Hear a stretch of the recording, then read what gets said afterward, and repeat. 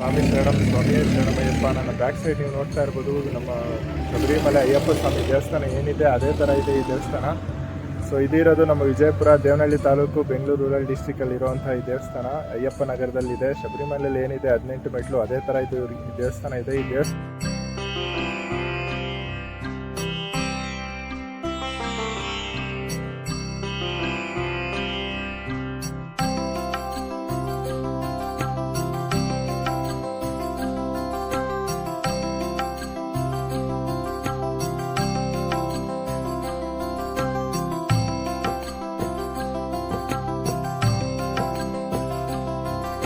ದೇವಸ್ಥಾನ ಬಗ್ಗೆ ತಿಳಿಸೋದಕ್ಕೆ ನಮ್ಮ ಗುರುಸ್ವಾಮಿಗಳಾದ ಮುನ್ರಾಜ್ ಸ್ವಾಮಿಗಳನ್ನ ವಿಚಾರಿಸಿ ಮಾತಾಡ್ಸೋಣ. ಈ ದೇವಸ್ಥಾನ ಬಗ್ಗೆ ತಿಳ್ಕೊಳ್ಳೋಣ. ಯಾವ ರೀತಿ ಕನ್ಸ್ಟ್ರಕ್ಷನ್ ಆಯಿತು, ಯಾಕೆ 18 ಮೆಟ್ಲು ಮಾಡಿದ ಉದ್ದೇಶ ಏನು, ಈ ರೀತಿ ಕನ್ಸ್ಟ್ರಕ್ಷನ್ ಮಾಡಿರೋ ರೀಸನ್ ಏನು ಅಂತೆಲ್ಲ ಅವ್ರನ್ನ ವಿಚಾರಿಸಿ ತಿಳ್ಕೊಳ್ಳೋಣ. ಅದಕ್ಕೂ ಮುಂಚೆ ನೀವಿನ ನನ್ನ ಚಾನಲ್ನ ಸಬ್ಸ್ಕ್ರೈಬ್ ಆಗಿಲ್ಲ ಅಂದರೆ ಯೂಟ್ಯೂಬ್ನಲ್ಲಿ ಸಬ್ಸ್ಕ್ರೈಬ್ ಆಗಿಬಿಡಿ.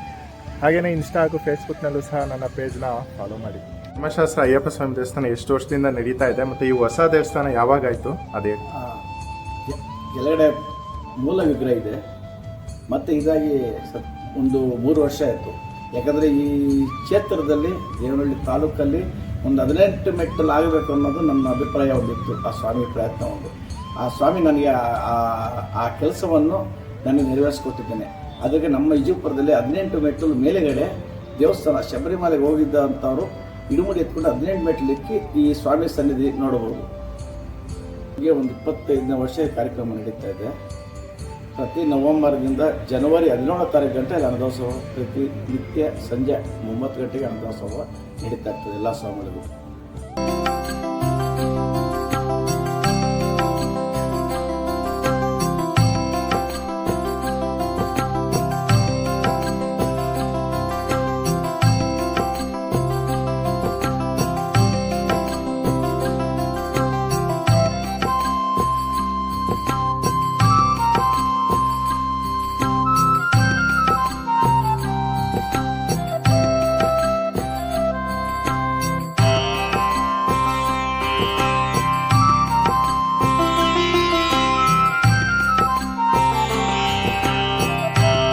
ಅನ್ನದಾಸೋಹ ಈಗ ನಾವು ಒಂದು ಪಟ್ಲಕ್ಕೆ ಹೋಗಬೇಕಾದ್ರೆ 2,000 ರೂಪಾಯಿ ನಮ್ಗೆ ಡೈಲಿ ಬೇಕು ಸಮಲೆ. ಆ 2,000 ರೂಪಾಯಿ ನಮಗಿದ್ರೆ ಏನಕ್ಕೆಲ್ಲ ದೇವಸ್ಥಾನಕ್ಕೆ ಒಂದು ಸೇವೆ ನಡೀತದೆ ಅಂದ್ಬಿಟ್ಟು ನಮ್ಮ ಹುಡುಗರೇ ನಾವು ಹಾಕೊಂಡು ಪಾಪ ಇವರೇ ಮಾಡ್ತಾರೆ. ಇವರೇ ಮುರಳಿ ಅಂತ, ಅವನು ಮಮತಾ ಅಂತ, ನಮ್ಮ ಮೇಡಮ್ನವರು ಇವರು ಎಲ್ಲ ಬಂದ್ ಮಾಡ್ತಾರೆ. ಅದನ್ನ ತಾವು ಒಂದು ವಿಚಾರಣೆ ಮಾಡ್ಕೊಡಿ. ನಾನು ಬೆಳಗ್ಗೆ ಕೆಲಸಕ್ಕೆ ಹೋಗ್ಬಿಟ್ಟು ಬಂದು ಸಾಯಂಕಾಲ ಸ್ವಾಮಿಗಳಿಗೆಲ್ಲ ಪ್ರಸಾದ ಮಾಡ್ಕೊಡ್ತಾರೆ. ಡೈಲಿ ಬರ್ತೀರಾ? ಡೈಲಿ ಬರ್ತೀವಿ. ಡೈಲಿ ಇವಾಗ ಮಾಲೆ ಹಾಕೊಂಡು ಜನವರಿ 17 ತನಕ ಇಲ್ಲಿ ಸೇವೆ ಮಾಡ್ತಾರೆ.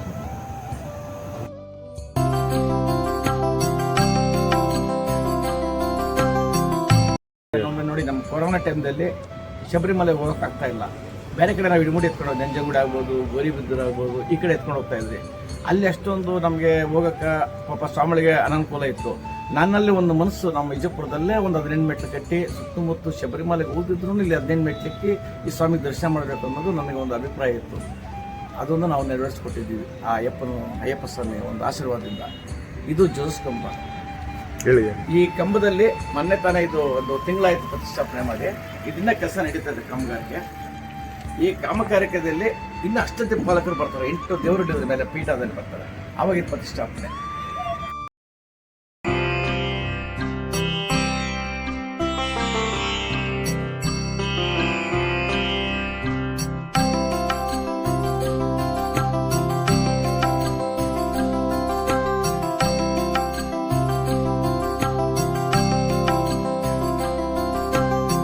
ಆಚರಣೆ ಇದು ಪ್ರತಿಯೊಬ್ಬ ಸ್ವಾಮಿಗಳು ಇದು ಒಳ್ಳೆ ಮಾತು.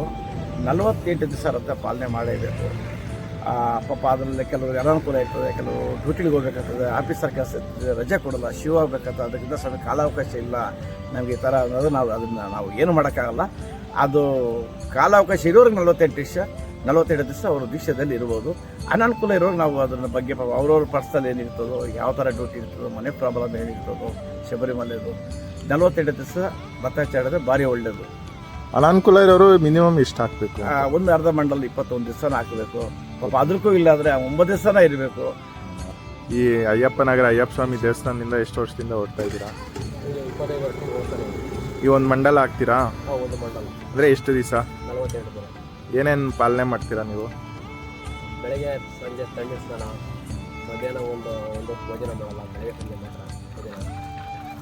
ಸರಿ, ನಮ್ಮ ಪಕ್ಕದಲ್ಲೇ ಪುರ ಮಂಜಣ್ಣವರು ಸ್ವಾಮಿಗಳು ಅಂತಿದ್ದಾರೆ, ಈ ದೀಕ್ಷೆಯಲ್ಲಿದ್ದಾರೆ ಅವರು ಈ ಗಣಪತಿ ದೇವಸ್ಥಾನ ಪ್ರತಿಷ್ಠಾಪನೆ ಮಾಡಬೇಕು ಅಂತ ನಾನು ಒಂದು 10-15 ವರ್ಷದಿಂದ ಹಿಂದಿಂದ ಕೇಳ್ತಾ ಇದ್ದೆ, ಎಲ್ಲರೂ ಮಾಡಬೇಕು ಅಂತ.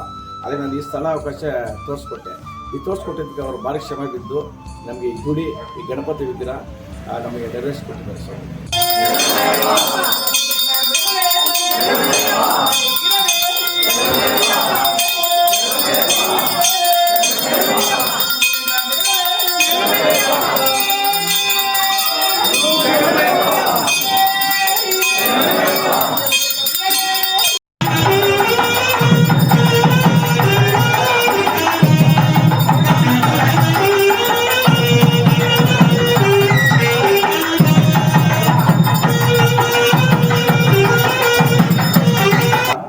ನಮ್ಮ ರಾಮಕೃಷ್ಣಪ್ಪನವರು ಅಂತಿದ್ರು, ನಾವು ಹಿಂದೆ ಆಂಜನೇಯ ಸ್ವಾಮಿ ದೇವಾಲಯದಲ್ಲಿ ರಾಮನ ಆಲಿಂಗನ ಆ ಸ್ವಾಮಿ ರಾಮಾಂಜನೇಯ ಆ ಶಿಲ್ಪಿ ಹೊತ್ತವರು ಇಲ್ಲಿ ಕಾಮಗಾರಿಕೆ ಮಾಡಬೇಕಂದ್ರೆ ಅವ್ರ ಮನೆ ಮುಂದೆನೇ ಇತ್ತು ವಿಗ್ರಹ. ಯಾವಾಗೂ ನೋಡುವಾಗ ನಾನು ಎಷ್ಟೋ ವರ್ಷದ ಹೊರತಾಗ ಅಲ್ಲಿತ್ತು, ಸ್ವಾಮಿ ನಮ್ಗೆ ವಿಗ್ರಹ ಬೇಕು ಸ್ವಾಮಿ, ನಮಗೆ ಈ ಥರ ನಮ್ಮ ದೇವಸ್ಥಾನದ ಪಡಿ ಪೂಜೆ ಮಾಡ್ಕೊಂಡು ಧಾರವಾಡಕ್ಕೆ ಎತ್ಬಿಟ್ರು. ಆ ಸ್ವಾಮಿ ಬಂದ ಮೇಲೆ ನಮಗೆ ಭಾರಿ ಶಕ್ತಿ ಬಂತು. ಇಲ್ಲಿ ಮೆಟ್ಲ ಮೇಲೆ ಆ ಯಪ್ಪನ ಪೂಜೆ ಮಾಡುವಾಗ ನೋಡೋಕ್ಕೆ ಒಂದು ಚಂದ ಅಂದ ಆ ಸ್ವಾಮಿಗೆ. ಸ್ವಾಮಿ ಶರಣೆ.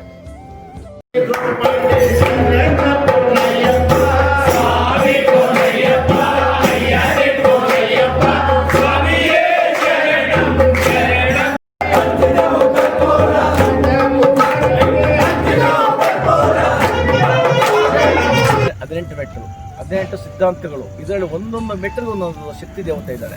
ಈ ಶಕ್ತಿ ದೇವತೆಯಿಂದ ದೀಕ್ಷೆ ತಗೊಂಡು ಮಾಲೆ ಹಾಕೊಂಡು ಇಡುಮುಡಿದ್ದವ್ರಿಗೆ ಮಾತ್ರನೇ ಇಲ್ಲಿ ಪ್ರವೇಶ ಕೊಡ್ತೀವಿ. ಮಿಕ್ಕ ಮಹಿಳೆಯರಿಗೆಲ್ಲ ಹಿಂದ್ಗಡೆ ಮೆಟ್ಲು ಕಟ್ಟಿದ್ವಿ, ಎಲ್ಲ ಭಕ್ತಾದಿಗಳು ಅಲ್ಲಿ ಮಾಡ್ಬೋದು. ಅಂದರೆ ಏನಂದರೆ ನಮ್ಮ ವಿಜಯಪುರದಲ್ಲೇ ಒಂದು 18 ಮೆಟ್ಲು ಆಗಬೇಕನ್ನೋದೇ ನಮ್ಮ ಒಂದು ಆಸೆ ಇತ್ತು. ನಮ್ಮ ವಿಜಯಪುರದವ್ರಿಗಾಗ್ಬೋದು, ನಮಗಾಗ್ಬೋದು, ನಮ್ಮ ಸ್ನೇಹಿತರಿಗಾಗ್ಬೋದು, ನಮ್ಮ ಶಿಷ್ಯರಿಗಾಗ್ಬೋದು, ಎಲ್ಲ ಆ ಸೇವೆ ಇವತ್ತು ನಡೆಸ್ಕೊಟ್ಟಿದ್ದಾರೆ. ಅವಳು ದೀಕ್ಷೆ ತಗೊಳ್ಳೋಂಥ ಅವರು ಮಹಿಳೆಯರು ಅವರು ಬಂದು ಸಹಕಾರ ಮಾಡ್ತಾರೆ. ಮತ್ತು ನಮ್ಮ ಬಸ್ ಮಾಲೀಕರಾದ ರವಿಕುಮಾರ್ ಅವರು ಸಹಕಾರ ಇದೆ, ಮತ್ತು ಅನೇಕ ಜನ ಇಲ್ಲಿ ಸಹಕಾರ ಇದೆ. ಎಲ್ಲ ಸ್ವಾಮಿಗಳು ಇಲ್ಲಿ ಬಂದು ಸಹಕಾರ ಮಾಡಿದ್ರೆ ನಮಗೂ ಒಂದು ಬಲ ಸಿಕ್ಕುತ್ತೆ, ಇಲ್ಲೊಂದು ಕ್ಷೇತ್ರ ಇಂಪ್ರೂವ್ಮೆಂಟ್ ಆಗುತ್ತೆ. ಯಾಕಂದರೆ ಒಬ್ಬರು ಮಾಡೋ ಕೆಲಸ ಅದು ಅಂತ ನಾನು ಆವಾಗೇ ಹೇಳಿದೆ. ಇದು ನಾವು ಅಯ್ಯಪ್ಪ ಸ್ವಾಮಿ ಭಕ್ತಾದಿಗಳು ನಾವು ಏನಾದರೂ ಮುಡಿದು ನಮ್ಮ ಅಯ್ಯಪ್ಪ ಸ್ವಾಮಿ ದೇವಸ್ಥಾನಕ್ಕೆ ನಾವು ಯಾತ್ರೆನೂ ಅಷ್ಟೇ. ಜನವರಿ 17ನೇ ತಾರೀಕು ನಮ್ಮ ಸ್ವಾಮಿಗಳು ಯಾರೇ ಇರ್ತಾರೆ ಇವ್ರನ್ನೆಲ್ಲ ಯಾತ್ರೆ ಕರ್ಕೊಂಬರೋ ಜವಾಬ್ದಾರಿ ನಮಗಿರ್ತದೆ. ಮತ್ತು ಇಲ್ಲಿ ಸೇವೆಗಳಿಗೂ ನಾವು ಅಧಿಪತಿ ಆಗಿರ್ತೇವೆ. ರಥಾಚರಣದಲ್ಲಿ ಒಂದು ಸ್ಥಾನಕ್ಕೆ ಕರೆಕ್ಟಾಗಿ 5:30ಗೆ ಮಹಾಮಂಗಳಾರತಿ, ಗುರುಸ್ವಾಮಿಗಳ ಹತ್ರ ಮಂಗಳಾರತಿ ಆರತಿ ಆಗಬೇಕು. ಮತ್ತು ಒಂದು ಅನ್ನದಾನ ಅಂತ ಒಂದಿರ್ತದೆ. ಅನ್ನದಾನ ನಾವು 50 ಜನಕ್ಕೆ ಆಗಿದ್ರೆ ಒಂದು 5 ಜನಕ್ಕೆ ನಾವು ಅನ್ನದಾನ ಮಾಡಬೇಕು. ಆ ನಿಷ್ಠೆಯಿಂದ ಬೆಳಗ್ಗೆ ಸಾಯಂಕಾಲ ಅಯ್ಯಪ್ಪನ ಒಂದು ಸ್ತೋತ್ರ ಮಾಡಿ ಆ ಭಜನದಲ್ಲಿ ಪಾಲ್ಗೊಳ್ಬೇಕು ಎಲ್ಲ ಅಯ್ಯಪ್ಪ ಸ್ವಾಮಿಗಳು. ಯಾಕಂದರೆ ಈಗ ಭಜನೆ ಅಂದರೆ ದೂರ ಹೋಗುತ್ತಾರೆ, ಪಕ್ಕದಲ್ಲೇ ಇರ್ತಾರೆ. ಅಯ್ಯೋ ನಮ್ಗೆ ಯಾಕೆ ನೋಡೋಣ, ಅದು ಕೆಲಸ ಇದೆ. ಭಜನೆ ಸ್ವಾಮಿಗಿರೋದು ಬರೀ ಭಜನೆನೇ, ಶರಣಗೋಸ್ಕರ ಅಯ್ಯಪ್ಪ ಸ್ವಾಮಿ ಭಜನೆ. ಆ ಭಜನೆ ಎಷ್ಟು ಮಾಡ್ತಾರೋ ಆ ಸ್ವಾಮಿಗಳಿಗೂ ಅಷ್ಟೇ ಶ್ರೇಷ್ಠವಾಗಿರ್ತದೆ. ಅಷ್ಟೇ ಒಂದು ಕರ್ಮದಲ್ಲಿ ಒಂದು ಮನಸ್ಸಿಗೆ ನೆಮ್ಮದಿ ಭಜನೆ ಕಾರ್ಯಕ್ರಮದಲ್ಲೇ ಸಿಗುತ್ತೆ. ಆ ಭಜನೆದಲ್ಲಿ ದಯವಿಟ್ಟು ಎಲ್ಲ ಸ್ವಾಮಿಗಳಿಗೆ ಹೇಳೋದಿಷ್ಟೇ, ಯಾವ ಹಳ್ಳಿಯಲ್ಲಿ ಯಾವ ಪಕ್ಕದಲ್ಲಿ ಹೋಬಳಿಯಲ್ಲಿ ಎಲ್ಲಿ ಭಜನೆ ನಡೀತದೋ ನಾವಲ್ಲಿ ಬಾಗಿಲು ವಹಿಸೋದಷ್ಟು ಒಳ್ಳೇದು, ಭಾರಿ ಒಳ್ಳೇದು. ಸ್ವಾಮಿ ಶರಣಯ್ಯ.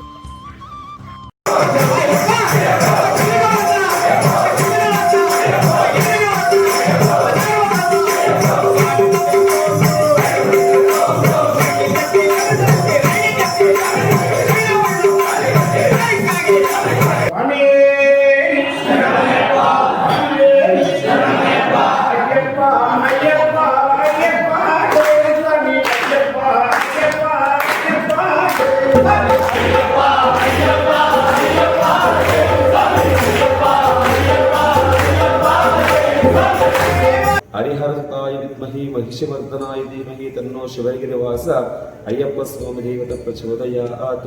ಓಂ ಸ್ವಾಮಿಯೇ ಶರಣಮಯ್ಯಪ್ಪ. ಈ ದೇವಸ್ಥಾನ ಬಂದು ಸುಮಾರು ದಿನಗಳಿಂದ, ಸುಮಾರು ವರ್ಷಗಳಿಂದ ಪುರಾತನ ಕಾಲವಾದಂಥ ಒಂದು ದೇವಸ್ಥಾನ ಆಗಿದೆ ಇದು.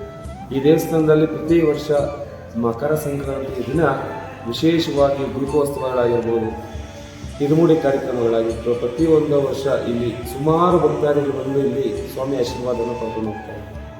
ನಾವು ಬರ್ತಿಂದನೂ ಅಯ್ಯಪ್ಪನ ಸೇವೆ ಮಾಡ್ಕೊಂಡೇ ಬರ್ತಿರೋದು. ನಮ್ಮ ತಂದೆಯವರ ಅವರ ಅನುಗ್ರಹ ಇರ್ಬೋದು, ಅವರ ಆಶೀರ್ವಾದ ಇರ್ಬೋದು, ದಿನಕ್ಕೂ ಒಂದೊಂದೇ ಯಾರ ಒಬ್ಬರ ಸಲಹೆಯಿಂದ ಏನು ಪಡೆದಿಲ್ಲ. ಅಲಂಕಾರನ ನಾವೇ ಸ್ವತಃ ಮಾಡ್ತಿದ್ದೀವಿ. ಯಾರೊಬ್ಬರು ಇವಾಗೆಲ್ಲ ಮೊಬೈಲ್ಸು ಯೂಟ್ಯೂಬ್ ಅದು ಇದು ನೋಡ್ಕೊಂಡು ನಾವು ಚಿಕ್ಕ ವಯಸ್ಸಿಂದನೇ ಯಾವುದೇ ಒಂದು ಡಿಜಿಟಲ್ ಸೋರ್ಸ್ ಇಲ್ಲ ಇದ್ರೂ ಸ್ವತಃ ನಾವೇ ಮಾಡ್ಕೊಂಡು ಬಂದಿದ್ದೀವಿ. ಅದರಿಂದ ಹಂಗೆ ಅಭ್ಯಾಸ ಆಗ್ಬಿಟ್ಟಿದೆ ಮುಂದೆ.